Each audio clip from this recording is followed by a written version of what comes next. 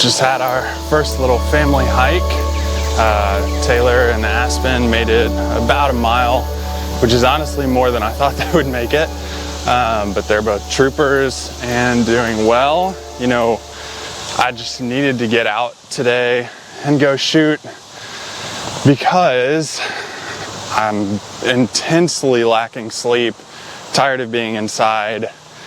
Like, it's a miracle that I'm even fully, like, acceptably dressed right now, because all of my other shorts are covered in baby poop, and I guess that's just what happens with a newborn. I found myself the other day wearing a soccer jersey, swimming trunks, and no shoes, so that kind of tells you where my week has been. Probably running on about 4 hours of sleep tonight, which is more than I've gotten other nights, so just needed to get out today and do some small scene, like landscape photography, really trying to frame up some stuff in this local forest that I've been to several times before. But oftentimes when you come to places like this, you start to notice things on the ground that have more possibility than other times, and you start to just notice new things, which is what I'm inspired by right now. Inspired to be more creative as a photographer, try to get shots that I don't take for, you know, like Instagram or social media, but instead for myself and for my own creative outlet. That's kind of just where I am right now. No plan for the day. We walked this loop as a family earlier. I came back to it to do another mile on it, and found some good spots to shoot and some promising things on the forest floor, so we'll just see where this leads.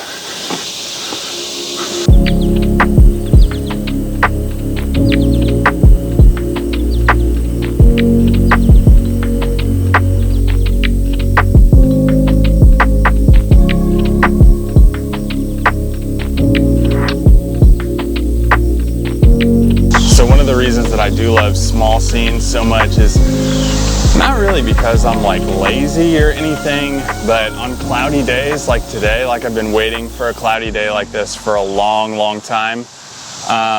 It just means I don't have to get out of bed early, and I can just take my time and be patient in the field and just kind of take what comes to me with the light. It's pretty much cloudy, overcast skies right now, chance of rain, which is my favorite type of weather to take photos in.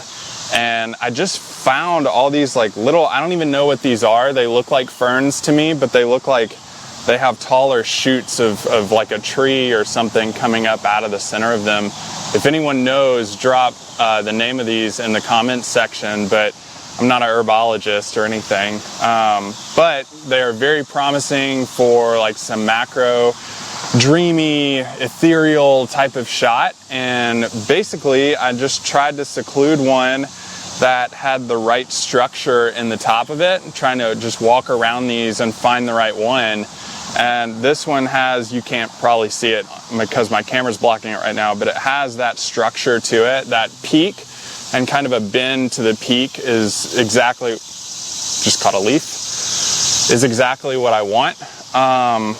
And then the background is what I'm looking for too. You know, since this is green, you have the forest floor of all these pine needles, which is an orange color. So you have that background that you can seclude this plant out from the rest of the scene with. So that's kind of what I'm trying to do right now, and just play around with the aperture on this, because on this Lens Baby lens, the Velvet 56mm 1.6, the wider aperture you go, the more dreamy, ethereal it looks. So just try to balance that with, I mean, we have some highlights coming in right now, so I'm gonna get to shooting. So I do like the image that I got here, but one of the problems that I've been finding with this lens is that sometimes the ethereal look looks good, sometimes I don't like it as much. In this case, I didn't like it as much as I typically do. So what I did instead was transition my thinking and did a focus stacked image using the same settings for the last photo, but just having those slivers of focus stacked together in post-processing gave me a really crispy macro shot. After that shot was done, what I wanted to do was pack up and take my camera and continue using this lens throughout the day and throughout what I was exploring, because I did find a lot of new things along the trail that I knew were going to challenge me. Some I knew were going to challenge me more than others, and that definitely happened on my way and getting to this next photo. So scenes like this are when I really find myself in a conundrum, because we have like this cool low field, this whole valley filled with this plant. Again, no idea what the name is. Looks like it has a lot of very small flowers coming off of long stems. Bees are pollinating them. So I know it's something. Again, I'm not a botanist or anything, but what I'm trying to do here is get like a wide, small scene, but since I am using a 56mm lens, it's a little bit difficult to do. I'm looking for an area where it's a little bit dark and a lot of these high stems with flowers are like crisscrossing, making a lot of contrast and direction, I think. And I can't envision what I want the final scene to look like, because there is so much here. But I think if I can get something right, it's going to look really good. And again, it's all over to this side, it's all down in this valley, so I'm just going to like search around here, try to figure out something that I can get from it, because this is like a really cool scene. Again, scoped out all these areas on the family hike before I came back out here. So that's basically what I'm trying to do. Pretty fast shutter, 1/80th of a second. I'm shooting at f8 to get everything within acceptable focus, and then like an ISO of 400, just playing around with the highlights that are coming in from the forest canopy right now. Just try to frame something up. It seems like this, like I don't really know exactly what I'm doing, even though I do landscape photography full time. It's times like this that challenge me and make me think, like, do I actually know what I'm getting into with each scene? So I don't necessarily like the photo that I got here, but I think that's okay, because I understand that not getting a photo you like is part of the creative process.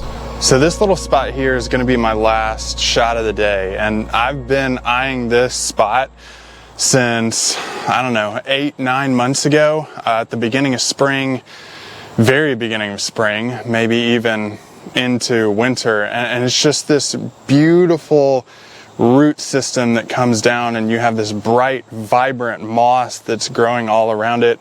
A few mushrooms are scattered throughout too.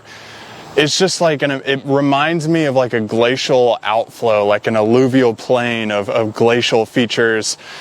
Sorry for the geographic terms, that was my major in college. So I love just how features and small scenes can remind me of big, large, grand landscapes like this one is right here. And really, there's not a lot to this photograph. Might even handhold it, I don't know. But it's so flat, like you can shoot it at basically any aperture you want. I'll probably go f4 to f8, around that, and just photograph this and try to make it look like it's an aerial photograph, but more so of the type of scene that you would get out of an airplane looking down at glacial outflow in Iceland, something like that. I don't know, I love plays on big scenes when I'm photographing small scenes too. Before I even started the day and the post-processing, I knew that this shot and these sequence of photos were going to be my favorite, not only because I've been eyeing it, but the amount of detail that I could pull out from these photos using the same focus stacking technique I used with the first image in this video. When I started to whittle down what the subject actually was, I kept noticing these little mushrooms that played as like trees that you would find on a hillside.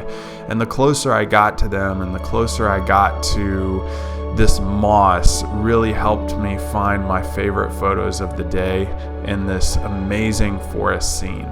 I want to thank you for watching today's video. Please subscribe and ring the bell so you can join us next time we go out into the field and find new things to photograph.